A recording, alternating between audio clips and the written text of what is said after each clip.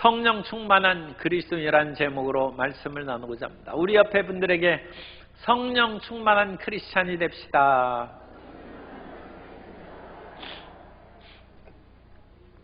(20세기에) 우리 민족적인 정서를 잘 그린 대한민국의 화가 박수근 화백이 있는데, 그 박수근 화백의 그림을 보면 요즘에는 잘 보기 어려운 아기를 뒤에 포대기로 해가지고 질끈 동에 메고 빨래하거나 일하는 어머니 그림을 볼 수 있고, 또 요즘처럼 자식을 어디 어린이집이나 어디 맡길 데가 없어요.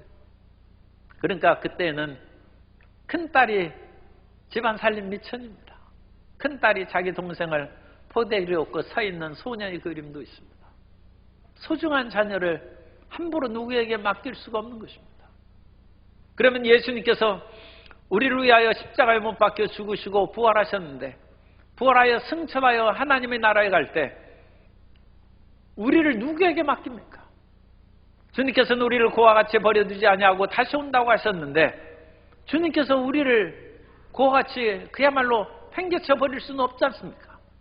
그렇기 때문에 주님께서는 오늘날 우리에게 성령을 보내주셔서 우리의 삶을 지키시고 우리를 이끌어주시고 이 험악한 세상에서 힘차게 살아갈 수 있도록 은혜를 주신 것입니다. 그러므로 예수님 믿는 것만으로 그 모든 것이 충분하지 않습니다. 예수님을 믿는 사람은 성령의 충만함을 받아야 됩니다. 오늘 성령의 충만함을 받고 이 세상을 이길 수 있는 길에 대해서 말씀을 통하여 함께 은혜를 나누고자 합니다.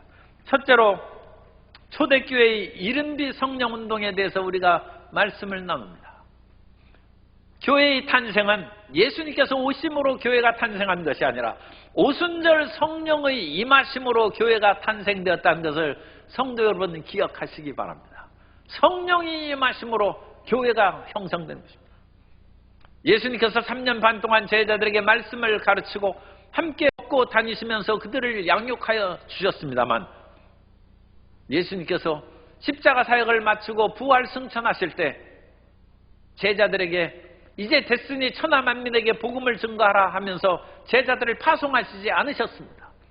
예수님께서는 사도행전 1장 4절 이하에 있는 말씀처럼 사도와 함께 모이사 그들에게 분부하여 이르시되, 이 분부는 부활하신 예수님께서 하시는 말씀입니다. 예루살렘을 떠나지 말고 내게서 들은 바 아버지께서 약속하신 것을 기다리라. 요한은 물로 침례를 베풀었으나 너희는 몇 날이 못되어 성령으로 침례를 받으리라 하셨느니라. 예수님께서는 자신이 가르치고 양육한 제자들에게 하나님 아버지께서 약속하신 성령을 받으라는 것입니다. 우리가 성령을 받을 때 참다운 크리스찬이 되고 능력 있는 크리스찬이 되고 세상을 이기는 크리스찬이 될 줄로 믿습니다. 요한복음 14장 26절에서 말씀합니다.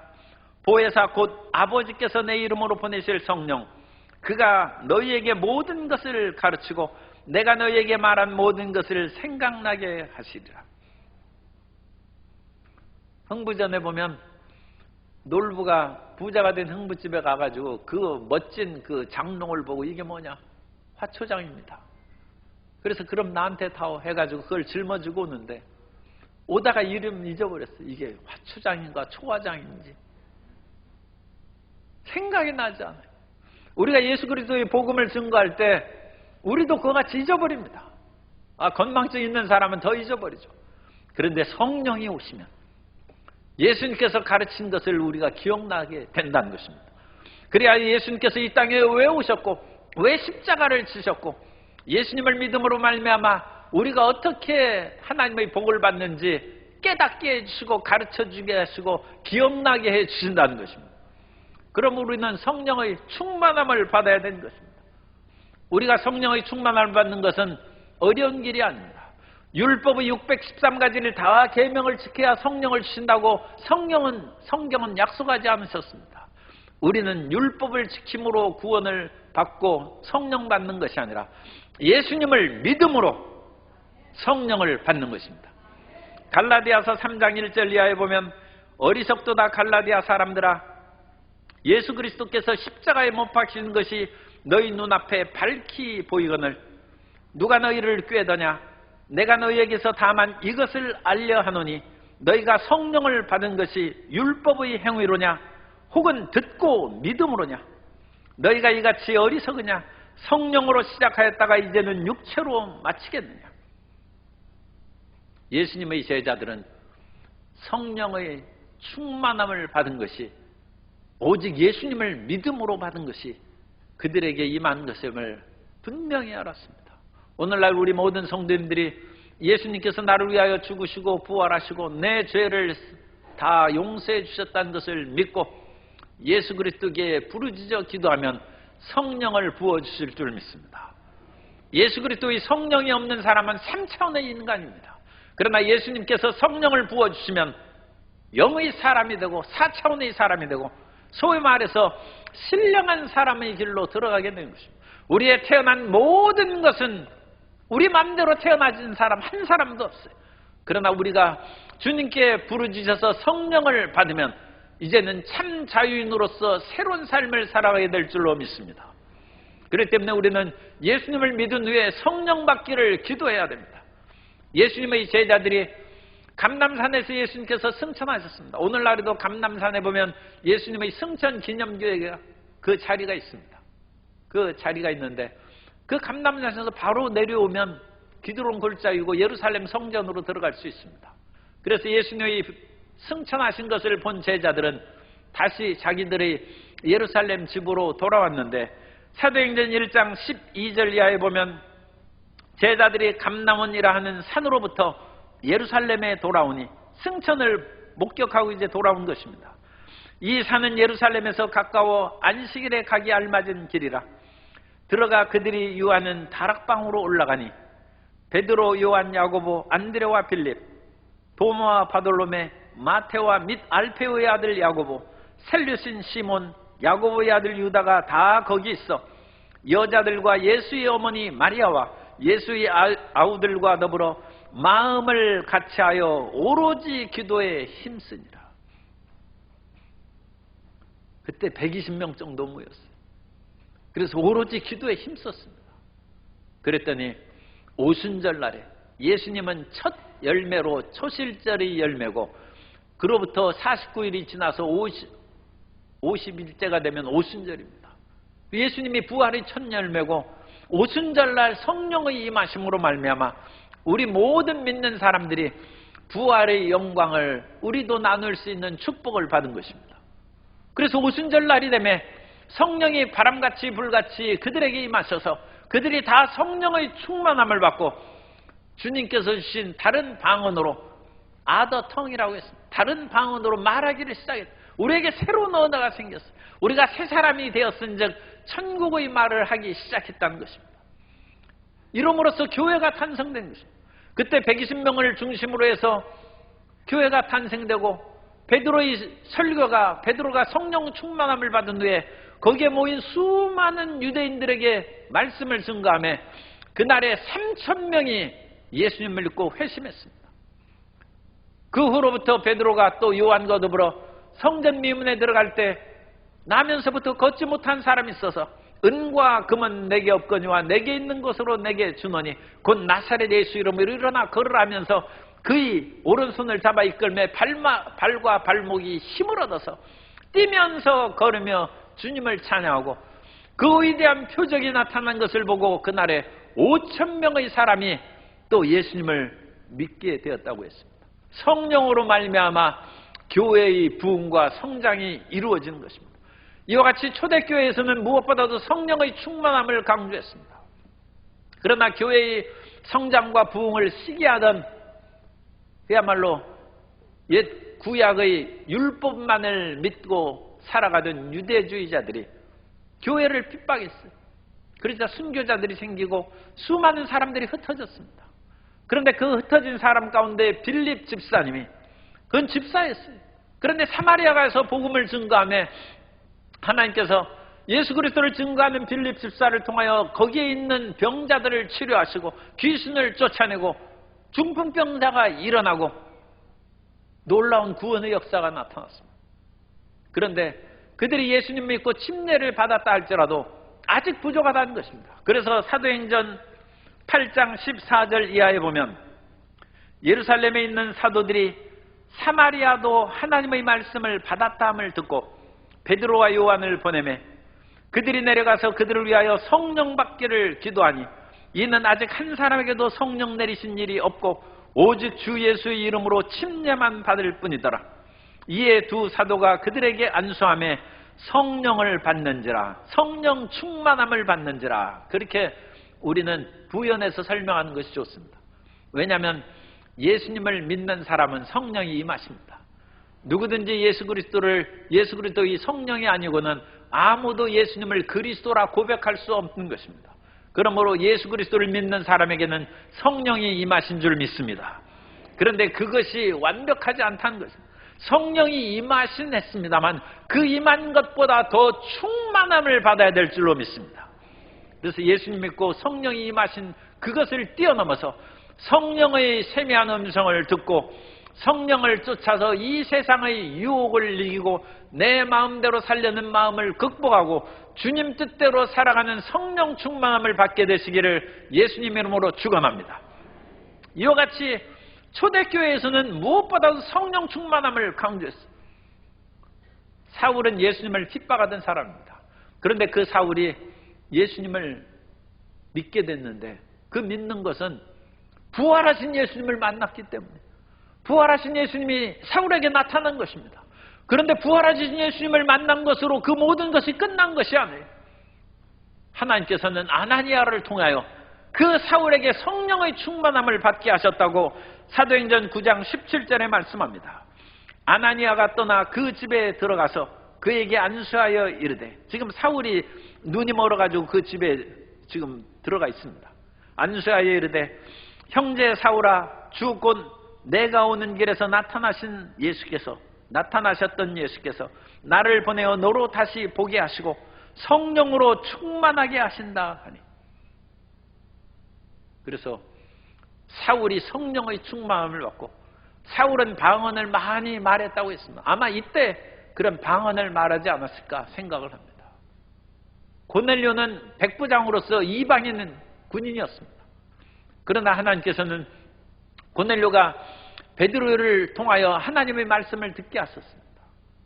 고넬료에게 복음을 증거하기 위해서 하나님께서는 베드로가 3번 환상을 보게 하셨습니다. 하늘에서 큰 보자기가 내려오면서 거기에서 각종 짐승이 있는데 말씀이 있어서 잡아먹으라고 하니까 베드로가, 하나님, 이 안에는 내가 율법에 어긋나서 먹지 않는 짐승들이 있는데 내가 어찌 먹겠습니까?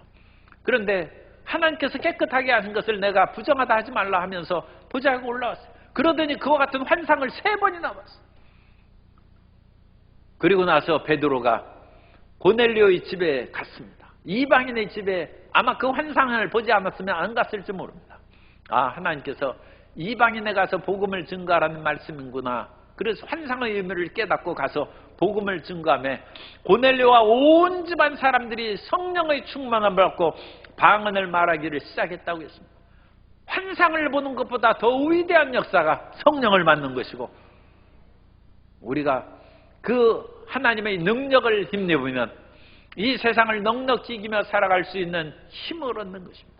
이와 같이 초대교회에는 성령의 충만함을 받음으로 교회가 성장하고 부흥하고 예수님을 믿는 사람들이 이 세상의 그 당시 300년 동안 로마 제국하에서 핍박과 온갖 모욕을 받으면서도 교회가 사라지지 아니하고 교회가 지하 카타콤에서 온갖 유리하는 떠들어대는 삶을 살아가면서도 예수님을 믿게 된 것은 성령의 능력인 줄로 믿습니다. 그런데 두 번째로 중세의 간헐적인 성령운동을 살펴봅니다. 이 중세시대가 되면 이제 4세기, 5세기부터는 이제 중세기가 되는데, 그때에는 로마 제국이 기독교를 인정하고 기독교를 국교로 아예 세웠어요. 기독교가 국교라는 의미는 내가 뭐 믿기 싫어도 나라의 국교, 국법이 그렇게 되어 있으니까 믿어야 되는 것입니다. 그러므로 성령을 사모하는 마음이 별로 뜨겁지 않은 것입니다. 아니, 어쩔 수 없이 믿는 사람도 생기는 것입니다. 그렇기 때문에 갈급한 마음으로 성령을 사모하는 것이 사라지자 성령의 크신 역사가 점차 간헐적으로 이따금씩 나타나기 시작했고, 중세로부터 1900년에 이르기까지 거의 1600년 동안 성령의 역사는 성자나 특별한 믿음의 사람, 또 시대에 따라서 아주 간헐적으로 이따금씩 나타나게 되는 그런 일들이 생겨났습니다. 오늘 우리는 성령을 사모해야 됩니다. 모든 그런 것들을 다 우리가 그냥 일괄적으로 얘기하기 위해서 사모라는 말을 쓰겠습니다. 오늘날 사람들은 돈을 사모해. 성령을 사모하기보다 돈을 사모해. 좋은 집, 평수 넓은 집에 들어가기를 사모합니다. 성령 받는 것보다 좋은 집에 이사 가기를 사모하고, 사람들은 좋은 직장에 들어가기를 사모함으로 성령 받기보다 좋은 직장을 사모하고, 아름다운 사람, 능력 있는 사람과 결혼하기를 사모하여서 성령 충만함을 받는 것보다 결혼하는 것을 사모하고, 이 세상에 출세하기를 사모한다. 그러므로 성령께서 사람들에게 흔쾌히 역사하지 못한 것입니다. 오늘 우리가 이 세상에서 사모하고 바라는 것만큼 더 열심으로 주님을 사모하고 성령을 사모하면 성령이 우리에게 임하시는 것입니다. 그 열심으로 중세 때 간헐적으로 임한 그 성령의 역사보다 더욱 뛰어난 성령의 충만함을 받고 이 세상의 유혹과 핍박과 어지러운 세상을 이겨가는 현대인, 현대 크리스찬이 되시기를 주님 이름으로 축복합니다. 간헐적으로 임한 수많은 성자들과 훌륭한 사람이 있습니다. 우리가 잘 아는 사람은 아프리카 히포이 성자 아우구스티누스. 그 아우구스티누스는 젊을 때 정욕이 대단해가지고 유혹에 빠져서 생활을 했습니다. 그러나 어머니 모니카의 10년 기도를 통하여 예수님을 믿고 교회를 나오기 시작했는데, 그럼에도 불구하고 자기 마음의 육신의 정욕을 끊어버리지 못해. 그래서 그것으로 인하여 괴로워하고 있을 때 어느 날 정원에서 그 마음을 내가 하나님 향하여 더 어떻게 가까이 갈 수 있을까 생각할 때 아이들의 노랫소리가 들려왔어요. 톨레에게 톨레에게 집어들어서 읽으라는 것입니다. 책을 들어 읽으라는 아이들의 노랫소리를 듣고 정신이 번쩍 나서 집 안으로 뛰어가더라 성경을 읽습니다. 그 성경을 읽으니까 너희는 이제 낮에와 같이 단정해가고 정욕을 위하여 육신의 일을 도모하지 말라고 했습니다. 그 말씀을 듣고 호련히 자기를 잡아끄는 그런 정욕의 줄이 끊어진 것을 체험했습니다. 오늘 성령이 역사하시면 우리의 정욕을 이기고 세상에 대한 유혹을 이기고 또한 세상에 대한 핍박과 두려움을 이기고 주님의 나라를 위하여 전진해 나아가게 될 줄로 믿습니다. 베네딕토 수도원을 이끈 베네딕토도 하나님의 도우시는 놀라운 성령의 역사를 체험했습니다. 그 사람은 정말 열심을 품고 동굴에 가서 기도하는데 먹을 것이 없어서 굶어 죽을 지경이 됐어요. 그런데도 불구하고 성령께서 다른 곳에서 기도하면서 음식을 먹는 수도사에게 너는 밥 먹고 지금 나의 사랑하는 베네딕토는 굶어 죽어가고 있다. 같이 가서 음식을 나눠 먹도록 해라. 그래서 산에 올라가서 그 동굴을 찾아가서 음식을 나눠 먹었어요. 그 베네딕토가 열심으로 하나님 말씀을 증거하고 능력 있는 하나님의 종이라는 소문이 들리자 수도원에서 그를 수도원장으로 초청을 했어요. 그런데 자기가 수도원장 되려고 야심을 품고 있던 사람이 베네딕토가 오자 독살하려고 거기에다가 독약을 넣었어요. 음식에. 그러나 베네딕토가 기도하자 그 음식의 독약을 넣은 잔이 쫙 깨졌어요. 이와 같이 성령의 기적적인 이야기들이 중세에 많이 나타납니다. 수많은 그런 사람들에게 간헐적이긴 합니다만 이런 성령의 역사가 나타났고, 파두아의 안토니라는 사람은 사도행전에 나타난 것과 같은 똑같은 방언의 역사를 체험했어요. 이 파두아는 이탈리아 사람으로 라틴어로 설교를 하는데 거기에 모인 청중들에게는 그야말로 영어를 쓰는 사람, 불어를 쓰는 사람, 독일어를 쓰는 사람, 여러 그 유럽의 사람들이 모여 있었어요. 그런데 파두아가 라틴어로 설교할 때 모든 사람이 자기 모국어로 듣는 거예요. 어떤 사람은 영어로 듣고 어떤 사람은 불어로 듣고 독일어로 듣는 그런 일이라. 그래서 사도행전 2장에 기록된 것이 성경에만 기록된 것이 아니라 이 파두아의 안토니는 12세기 말에서 13세기 사람입니다. 그때도 그와 같은 역사가 이루어졌다는 것입니다. 심지어 여자 수도원장인 힐데가르드는 자기가 배우지, 이 사람은 라틴계의 사람이 아니에요. 그래 라틴어를 몰랐어요. 그런데도 불구하고 라틴어로 설교를 하고 또 글을 쓰는 그것이 희한한데, 방언이라는 것은 또 다른 언어다 해서 아더텅입니다. 영어로는. 그런데 방서라는 것도 있어요. 우리가 쓰는 글보다 모르는 희한한 글을 막 쓰는 거예요.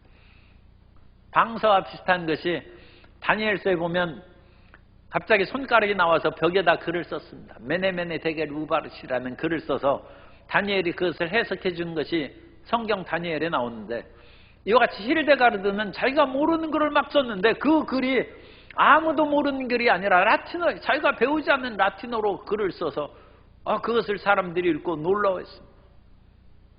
오늘날 성령으로 말미암아 우리는 열심히 영어 공부하고 열심히 외국어 공부해야 됩니다. 그러나 하나님께서는 복음을 위해서는 우리가 알지 못하는 그 나라 말로 또한 복음을 증거할 수 있는 은혜를 주시기도 한다는 것입니다. 그래서 그것이 방언이고 방서로 주님께서 역사하신 것입니다. 그러므로 우리는 성령의 충만을 받고 성령의 인도하심을 받아 살아가야 될 줄로 믿습니다. 14세기에 이르러 데살로니카 교회의 감독인 니콜라스 카바실라스라는 분은 놀라운 사실을 증언했습니다. 오늘날 우리 시대에도 초대교회의 병고침과 예언과 방언들의 은사가 그대로 나타난다는 것을 간증을 했어요. 초대교회로부터 14세기가 지나갔지만 여전히 예언의 은사가 나타나서 미래의 일을 얘기해주고 병을 고치고 방언을 말하는 것이 데살로니카 교회에 여전히 있었다는 것입니다. 그러다가 16세기에 종교개혁이 일어났어요. 그런데 종교개혁자들은 그 당시 복음의 진수를 모호하게 하고 변질시킨 당시의 카톨릭 교회에 대항해서 오직 성경으로 되돌아가자는 그런 말씀을 가르쳤어요. 그래서 솔라 스크립투라입니다. 오직 성경. 다른 것은 두 번째, 세 번째고 오직 성경의 진리의 말씀을 받아서 복음을 전해야 되고 그것으로 믿고 구원을 받아야 된다. 그래서 오직 성경을 주장하고, 우리가 구원받는 것은 하나님의 은혜로 구원받는 것이지 우리의 선행이나 우리 인간의 노력으로 달나라 화성에도 가기 어려운데 어찌 그 머나먼 천국을 가겠습니까? 오직 은혜로 가는 것이다. 솔라 그라티아. 은혜를 강조하고 그 은혜를 받는 길은 다른 것이 아닙니다. 오직 예수 그리스도를 믿음으로 솔라 피데. 그래서 오직 성경, 오직 은혜, 오직 믿음으로, 이게 종교개혁의 3대 강령입니다. 거기에다 깔뱅은 거기에다 덧붙여서 오직 그리스도, 오직 하나님께 영광, 그 두 가지를 덧붙였습니다만 오늘 우리 순복음 교인들은 그거에다 더 덧붙일 것이 있어요. 오직 성령으로, 오직 기도로. 그래서 우리는 오직 성경, 오직 은혜, 오직 믿음, 거기에다가 오직 성령 충만함을 받고 오직 기도로 전진해 나아갈 때 주님께 역사하실 줄 믿습니다. 그래서 종교개혁의 3대 기치에서는 이제 성경의 말씀으로, 종교개혁이 1517년에 마틴 루터로부터 시작됐다고 해도 500년이 지났어요. 거의 500년 동안 말씀을 중심으로 교회가 내려왔습니다. 그래서 중세 때의 그런 것들이 간헐적으로 나타나는 것이 종교개혁 이후에도 말씀에 묻혀서 성령의 역사가 크게 드러나지 않았어요. 그러나 20세기에 들어와서 위대한 늦은비 성령이 나타나게 되었습니다. 세 번째로 늦은비 성령과 오순절 성령운동을 우리가 볼 수 있습니다. 그래서 20세기에 들어오면서 성령의 폭발적인 역사가 일어나서 오순절 교회가 생기고 순복음 교회가 생기고 우리 광주 순복음 교회가 생긴 것입니다. 그런데 그 선구자적인 역할을 하는 것이 19세기 미국의 부흥사들이에요. 미국의 비용사들 중에서 우리가 D.L. 무디 목사님은 우리 믿는 사람이나 처음 교회 나온 분들도 무디 목사님에 대해서는 종종 얘기를 들어봤을 것입니다. 그런데 그 무디 목사님보다 앞선 사람이 찰스 피니입니다. 그런데 찰스 피니가 성령의 충만한 역사를 처음 했는데 자기는 그 당시 듣도 보도 못하는 그런 일을 체험했다. 자기가 어느 날 열심히 기도하고 있는데 성령께서 강하게 자기에게 임하시는데 어찌나 강하게 임하는지 그 기쁨과 감격과 자기의 모든 잘못을 회개하는 눈물이 하염없이 쏟아집니다. 그런데 이 성령의 역사가 마치 바다에 파도가 치는 것처럼 한 번 싹 파도를 쳐가지고 하나님 앞에 통곡하고 부르짖고 기쁨과 감격으로 할렐루야 한 후에 조금 쉬고 있으면 또 한 번 파도가 밀려가지고 또 다시 감격하고 찬양하고 눈물 흘리고, 그런데 계속 파도가 물려치니까 나중에 찰스 피니가 하나님 이제 그만해 주십시오. 내가 쓰러져 기진맥진해서 죽겠습니다 하고 부르짖어 쓰러졌다는 얘기가 있어요. 성령의 강한 역사가 19세기부터 임하기 시작했습니다. D.L. 무디 목사님은 오늘날처럼 좋은 교통시설, 자동차를 타고 비행기를 타고 그렇게 다니는 시절이 아닙니다. 그러나 여러 번 배를 타고 대서양을 건너고 또 말을 타고 다니면서 무려 2억 명의 사람들에게 복음을 전했어요. 성령의 충만 역사가 D.L. 무디 목사님에게 임하기 때문에 그 위대한 역사를 시행할 수 있게 된 것입니다. 오늘 20세기에 들어와서 참으로 늦은 비 성령의 역사가 강하게 나타나기 시작했습니다.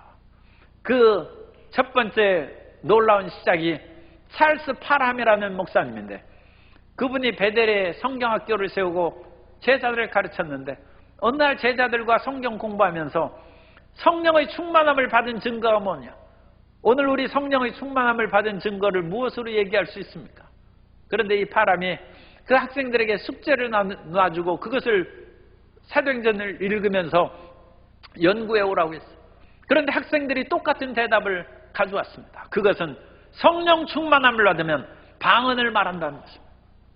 그래서 그 말을 보고 그러면 우리도 이 시대에 성령 충만함을 주시고 방언을 말하게 주옵소서, 그렇게 부르짖어 기도하자 1900년 1월 1일에 오즈만 양이 성령의 충만함을 받고 방언을 말하기 시작했어요. 그래서 방언 운동이 일어난 것입니다.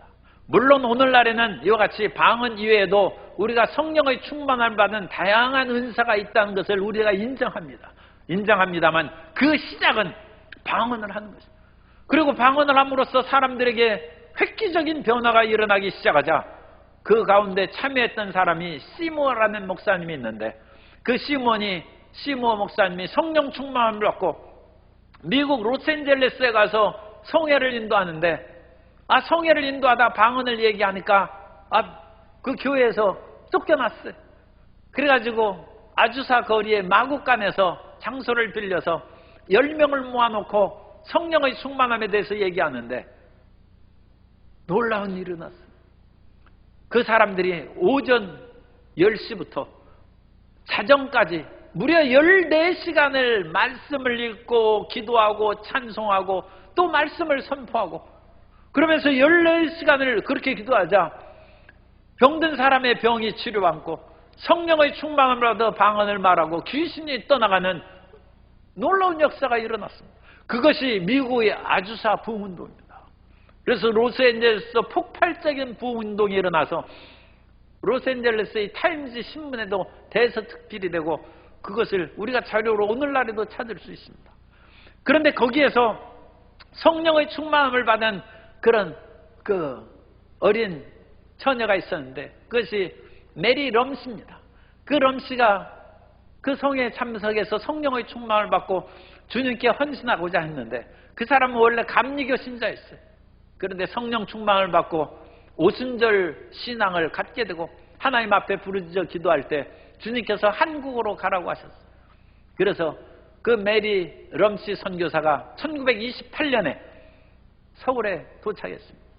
그래서 우리 순복음교회, 우리 오순절 교회의 시작은 1928년으로 시작을 잡는 것입니다. 장로교는 1885년에 거기에서 이제 복음을 들고 온 사람들부터 시작합니다만 그것보다는 우리가 이제 몇십 년 늦죠. 그래도 오순절의 성령의 충만함을 받고 최초의 선교사가 온 그때를 기점으로 잡아서 이제 2028년이 되면 우리가 오순절 성령운동의 100주년이 된 것입니다. 그러나 물론 이와 같이 성령을 받는 것은 한 명의 선교사로 들어온 것이 아니고 이미 1903년에 우리나라의 원산의 부흥운동이 일어나고 1907년에는 평양 장대현교회의 성령운동이 일어났어요. 조선 말기, 대한제국의 말기에 나라가 망해가는 그 시절에 온 국민이 비탄에 빠져 있을 때 그 문제를 해결할 수 있는 힘이 어디 있습니까? 고종 황제나 이 나라의 우국지사들이 아무리 몸부림쳐도 이미 군사력이 열세고 나라는 사분오열되어서 뭉쳐진 힘이 없어요. 그때 하나님의 성령을 의지할 자 주의 성령께서 놀랍게 역사하여 주셔서 풍성한 은혜를 나타내 주시고 그 성령으로 말미암아 몇십 년 걸리긴 했습니다만 잃었던 나라도 다시 찾고 대한민국이 건국되게 된 줄로 믿습니다. 오늘 우리가 나라가 어지럽고 여러 가지 힘든 것이 있어도 우리가 다시금 성령의 충만함을 받고 마음과 뜻을 한데 모아서 전진해 나아갈 때 대한민국의 소망이 이루어질 줄로 믿습니다. 가정의 문제가 해결되어서 가정의 소망이 이루어질 줄 믿습니다. 하나님의 성령은 창조의 영입니다. 땅이 혼돈하고 흑암이 깊은 가운데 있고 하나님의 영이 수면에 운행하실 때 하나님께서 빛이 있으라며 빛이 있었고 우주의 삼라만상이 창조되었습니다. 하나님의 성령께서 운행하실 때 에스겔의 해골골짜기에 허다한 죽은 뼈들이 다시 살아나서 이스라엘이 살아있는 군대로 변해됐다고 에스겔서 37장에서 말씀하고 있습니다. 오늘 우리의 삶이 메마른 해골과 같이 고통과 좌절에 빠져있고 직장의 문제, 사회의 문제, 나라의 여러 가지 문제들이 혼돈하고 어려운 것들이 가득할지라도 우리가 성령 충만, 재충만을 받아서 나아갈 때 우리에게 새로운 창조의 역사가 이루어지게 될 줄로 믿습니다. 그러므로 우리는 이와 같은 성령의 충만한 역사로 전진해 나아가야 됩니다. 서울에서 성령의 충만 역사가 전개될 때 호남에서도 오순절교회가 세워졌어요. 이 호남에 있는 오순절교회는 일본에 있는 오순절교회에서 성령 충만함을 받은 사람이 배를 타고 왔어요. 거기서 성령 충만함을 받은 사람이 해남에 있는 그런 장로교에 다니는 시어머니 이순덕 어머니에게 복음을 증거하여 그분이 성령 충만을 받고 방언을 말하고 그러니까 교회에서 쫓겨났어요. 그래가지고 다시 자기 스스로 집회소를 만들어서 열심으로 예수 그리스도의 성령 충만함을 증거하자 효씨 부인이 성령의 감동함을 받고 그분이 또 집회를 열 때 박귀임 전도사님이 성령의 충만을 받았어요. 그래서 박귀임 전도사님이 성령 충만을 받아서 순천에 오순절교회를 세우고 그분이 1952년에 광주에 와서 순복음교회를 세운 것이 우리 광주 순복음교회입니다.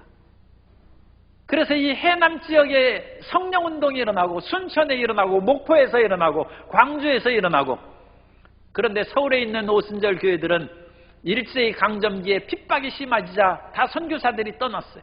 그리고 초창기의 그런 오순절 목사님들도 목회를 못했어요.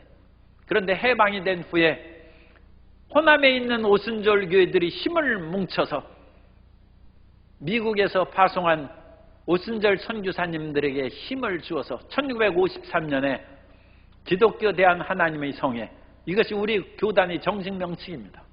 기독교 대한 하나님의 성회를 세우게 되었습니다. 우리 광주 순복음교회는 1952년에 세워졌고 우리 교단은 53년에 세워졌습니다. 오직 성령으로 말미암아 이 위대한 역사가 이루어졌습니다. 오늘 우리에게 어떤 일이 있어도 성령의 충만함을 받으면 새로운 역사가 일어난 것을 믿으시기 바랍니다. 예수님께서는 예수님을 믿는 제자들 3년 반을 데리고 훈련시킨 제자들에게도 성령을 받으라는 것, 그것은 성령 충만함을 받으라는 것. 그래야 오직 성령이 임하시면 너희가 권능을 받고 예루살렘과 온 유대와 사마리아와 땅끝까지 이르러 내 증인이 된다는 약속의 말씀을 이행할 수 있다는 것입니다. 오늘 예수님을 구주로 영접하실 분은 성령의 충만함을 받게 되시기를 주님 이름으로 축복합니다. 예수님을 믿고 예수님을 믿는 생활이 코로나19로 말미암아 좀 나태해지고 해이해지고 뜨거운 마음이 사라진 분은 다시 충만함을 받게 되시기를 주님의 이름으로 축복합니다. 성령이 임하셔야 세상을 이기고 나 자신을 이기고 마귀를 이기고 승리의 삶을 살아가게 되는 것입니다. 그 위대한 성령 충만한 크리스찬이 되시기를 예수님의 이름으로 축원합니다.